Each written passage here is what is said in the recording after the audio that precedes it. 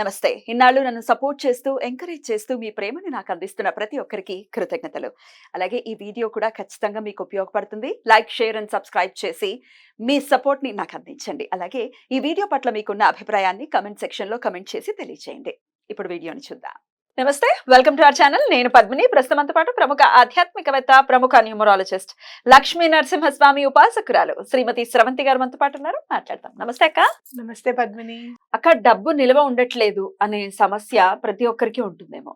అసలు బ్యాంక్ లో ఉండట్లేదు, చేతిలో అసలు రూపాయి ఉండట్లేదు, ఏదో అప్పటి వరకు ఖర్చు కాదుకుంటున్నాడు ఈశ్వరుడు అనే వాళ్ళు కూడా ఉంటూ ఉంటారు. అవును. బాగా డబ్బు ఉన్న వాళ్ళు ఏమండి, డబ్బులు ఏం లేవండి, బ్యాంక్ ల్యాండ్ రూపంలో ఉంది, గోల్డ్ రూపంలో ఉంది తప్ప క్యాష్ రూపంలో లేదు అనే వాళ్ళు కూడా ఉంటారు. ఏది అసలైన నిల్వ ధనం అంటే ఎలా చెప్పాలి మనం? డబ్బు ఎప్పుడు కూడా చంచలం పద్మిని. క్యాష్ రూపంలో ఎక్కువ సేపు మన దగ్గర ఉండదు. ఉండదా, ఉండకూడదా? ఉండదు ఉండదు ఉండదు అలా క్యాష్ రూపంలో నిలవ ఉండాలి, మన దగ్గర స్థిరంగా ఉండాలి అనుకుంటే గనక రూపాంతరం చేయడమే చాలా మంచిది. బంగారం కొనుక్కోవడము, లేకపోతే ఆస్తి కొనుక్కోవడము, స్థలము, లేకపోతే పిల్లల పేరు మీద ఫిక్స్డ్ డిపాజిట్, ఇట్లాంటివి చేయడం అనేది చాలా ఇంపార్టెంట్. అయితే చంచలం అంటారు, లక్ష్మీదేవికి చంచలత్వం ఎక్కువగా ఉంటుంది అని అంటారు. డబ్బు నిలకడగా ఉండడము అనేది చాలా తక్కువ ప్లేసెస్ లో ఉంటుందన్నమాట.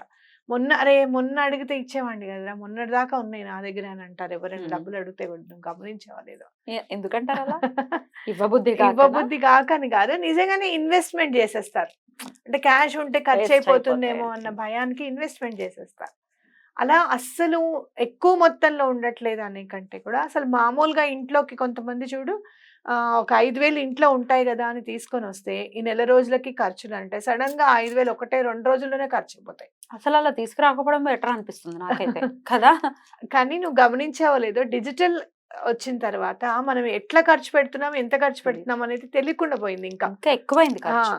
ఇప్పుడు నెలలో చూడు, మామూలుగా ఏటీఎంలో నిజంగా ముగబోయే ఏటీఎంలన్నీ, ఏటీఎంలో తెచ్చుకొని డబ్బులు పెట్టుకుంటే ఆ నెలంతా ఖర్చు రావాలి అని చెప్పి పెట్టుకునే వాళ్ళం మనం. ఇప్పుడు అలా కాదు, ఎలా ఖర్చు పెడుతున్నామో తెలియకుండానే ఖర్చు పెడుతున్నాం. ఎంత అయిపోతుందో కూడా తెలియదు, అసలు బ్యాంక్ లో ఉండట్లేదు డబ్బులు. నిజమే.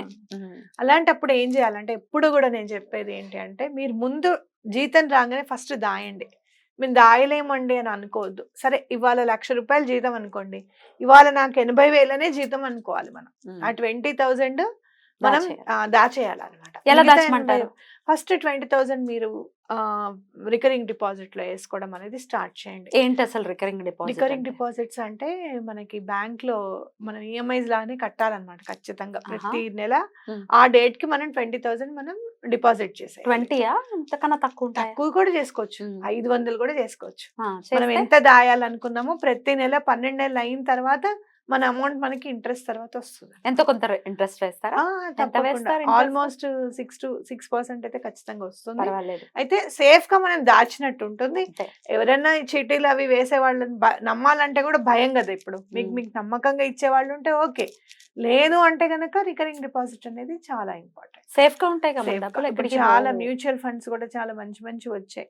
అవి ఎలా మనం చేయాలి అని అనుకుంటే గనక ఆలోచించుకొని దాన్ని మనకి కరెక్ట్ గా ఎక్స్ప్లెయిన్ చేయగలిగే వాళ్ళ దగ్గరికి, దానిలో నిష్ణాతులైన వాళ్ళ దగ్గరికి వెళ్ళి మనం అడగచ్చు. ఎన్ఎఫ్ఓస్ కొనాలి ఏంటి అనేది కూడా మనం చూసుకోవచ్చు. మ్యూచువల్ ఫండ్స్ అంటే ఎన్నాళ్ళు కట్టాల్సి ఉంటుంది మినిమం?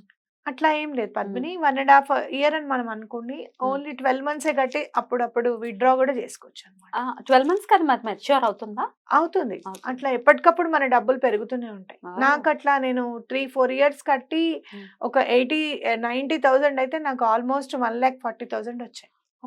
చాలా, అంటే ఆ మ్యూచువల్ ఫండ్ అంత బాగా పర్ఫామ్ చేయగలిగింది. అట్లా ఏది మనం పర్ఫామ్ చేయగలుగుతుంది అనే దాని మీద మనం పెట్టుబడి పెట్టాలి. అది మనకు తెలిసిన వాళ్ళు ఎవరైనా ఉంటే వాళ్ళ ద్వారా మంచి వాళ్ళు ఉన్నారు, నాలెడ్జ్ తెచ్చుకుని అట్లా మనం చూడొచ్చు. అయితే ఇలా దాచిన తర్వాత ఖర్చు పెట్టడము అనేది చాలా ఇంపార్టెంట్ గా మనం అలవర్చుకోవాలి. ఒకటి. రెండోది ఏంటంటే, ఇంగ్రీడియంట్స్ లో మనం చూసుకుంటే గనక మీరు చూడండి, అప్పు తీరాలి అని అంటే కుజుడు చాలా ఇంపార్టెంట్. మనకి ఏమైనా అప్పులు అవుతున్నాయి బాగా అంటే కుజుడు ఏమన్నా బాలేడా మన గ్రహాల్లో అని మనం చూడొచ్చు. అలాగే బుధుడు ఎలా అంటే డబ్బు నిలవకి ఇంపార్టెంట్. మీరు పెసర్లు ఉంటాయి కదా, మామూలుగా గుండు పెసర్లు ఉంటాయి చూసావా, పెసర్లు తీసుకొచ్చి ఇంట్లో పెట్టుకోవాలి. ఎప్పుడు పెసర్లు నిలవ ఉండాలి ఇంట్లో. ఓకే. పెసర్లు ఎప్పుడు నిలవ ఉంటే డబ్బు నిలకడగా ఉండడానికి అవకాశం ఉంటుంది. అనవసరమైన ఖర్చులు అవ్వకుండా ఉంటుంది. మీరేం చేస్తారు అనంటే ఎప్పుడు కూడా మంగళవారం నాడు నానవేసేసాయండి పెసర్లను. నానేసేసిన తర్వాత బుధవారం మెత్తగా అవుతాయి. అవి పక్షుల దగ్గర పెట్టేస్తే చాలా మంచిది. వచ్చి తింటాయన్నమాట. మామూలుగా పెసర్లు పెట్టే కంటే ఈ నానబెట్టిన పెసర్లు పెడితే చాలా మంచిది. బుధవారం నాడు పెసర్లు గనక పక్షులకి పెడితే మీ డబ్బు ఉత్తిగా ఖర్చు అవ్వడం కానీ, లేదు అంటే గనక ఎవరైనా మీకు డబ్బులు ఇవ్వాలంటే రిటర్న్ ఇచ్చేవాళ్ళు కానివ్వు, ఇలాంటి వాళ్ళందరూ కూడా ఇచ్చేస్తారన్నమాట. అలాగే ఒక 3 కాపర్ కాయిన్స్ తీసుకొని పర్సులో పెట్టుకోవడం అనేది చాలా ఇంపార్టెంట్. చాలా ఇంపార్టెంట్.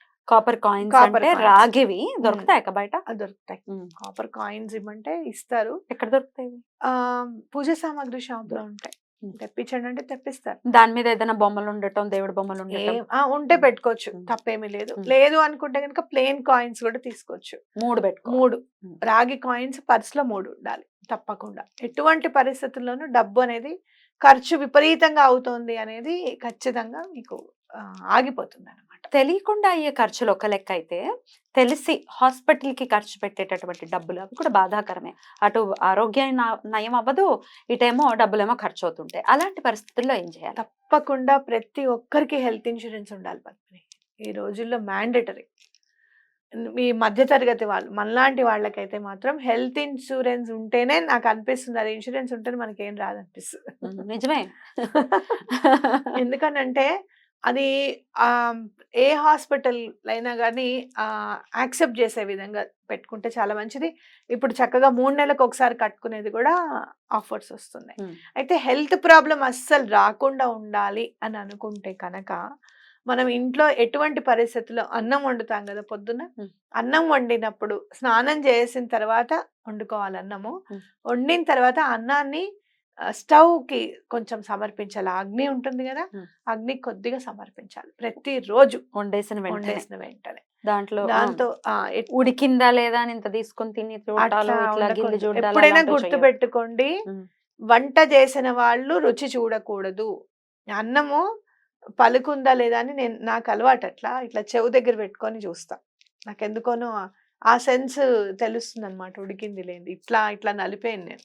జస్ట్ ఇట్లా అని ఇట్లా అంటా కొంచెం నెమ్మదిగా, ఉడికిపోతుంది అన్నం. అయినా మా అమ్మ నేర్పించింది, అత్తేసను వండడం నేర్పించింది నాకు. ఇవి వార్చడము అవి నాకు తెలీదు. కాకపోతే ఏంటంటే ఎప్పుడు కూడా అన్నాన్ని ఇట్లా ఊరికే గరిటతో కలపడం అట్లా చేయకూడదు. ఎప్పుడు అలా స్థిరంగా ఉండనివ్వాలి. 1. 2 ఏంటంటే ఎటువంటి పరిస్థితుల్లోనూ వంట చేసేటప్పుడు టేస్ట్ చూడకూడదు మనం. పిల్లలకి హాని. ఎవరు వంట చేస్తుంటే వాళ్ళు టేస్ట్ చూస్తే పిల్లలకి హాని. మరి ఉప్పు సరిపోయిందో లేదో చూస్తారు. వాసన వస్తుంది అంటే ఉప్పు సరిపోయినట్టే. గుమగుమలాడుతోంది, సువాసన వస్తుంది. ఇప్పుడు మనం సాంబార్ పెట్టామనుకో, సాంబార్ వాసన మనకు తెలుసు కదా, గుమగుమలాడుతుంది అని అంటే ఉప్పు సరిపోయినట్టే లెక్క. కారం మరి? కారం మనం చూసే వేసుకుంటాంగా. పులుపు అన్ని సమానంగా సరిపోతేనే సువాసన వస్తుంది. అయితే ఎప్పుడైనా పిల్లలను లేకపోతే ఎవరినన్నా చూడాలి, టేస్ట్ చూడాలి. ఎప్పుడు కూడా వండిన వాళ్ళు చూడకూడదు. అస్తమానం చేసేయడం, తినేయడం అలాంటివి చేయకూడదు. రైట్. మనము మన అమావాస్యకి పూజ చేసుకుంటాం చూడు, పిల్లల కోసం మంచిది. మహాలయ అమావాస్య ఒకటి, అలాగనే పోలాల అమావాస్య వస్తుంది చూసావా. పోలాల అమావాస్య కది ఇదే. ఆవిడ పుట్టిన వెంటనే పిల్లలు చనిపోతుంటారు. ఏంటయ్యా అంటే ఆవిడ టేస్ట్ చూస్తూ ఉంటుంది అనమాట. అలా అమ్మవారికి కోపం వచ్చేస్తుంది.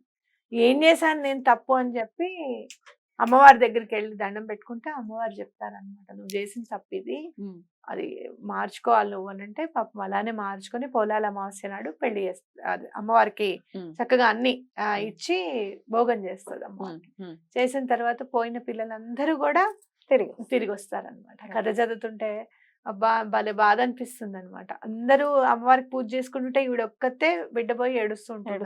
బాధ కదా అది, తల్లికి రాకూడదు అసలు, కష్టమే రాకూడదు. అదే టేస్ట్ చూడకూడదు అనమాట ఎటువంటి పరిస్థితుల్లో. అద్భుతం. చక్కటి స్మార్ట్ రెమెడీస్ ఇవి. ఖచ్చితంగా ఇవి నిత్య దైనందిన జీవితంలో ఇవి మనం చేస్తున్నామంటే ఈ తప్పుల్ని మార్చుకోవడం ద్వారా మనకు అయ్యేటటువంటి అధిక ఖర్చులు తగ్గుతాయి అని చెప్తాను. ఇంకా బుధవారం నాడు గోశాలకి వెళ్ళి గోకి చక్కగా గడ్డి పెట్టడం అనేది చాలా, పచ్చగడ్డికి డబ్బులు కట్టడం అనేది చాలా ఇంపార్టెంట్.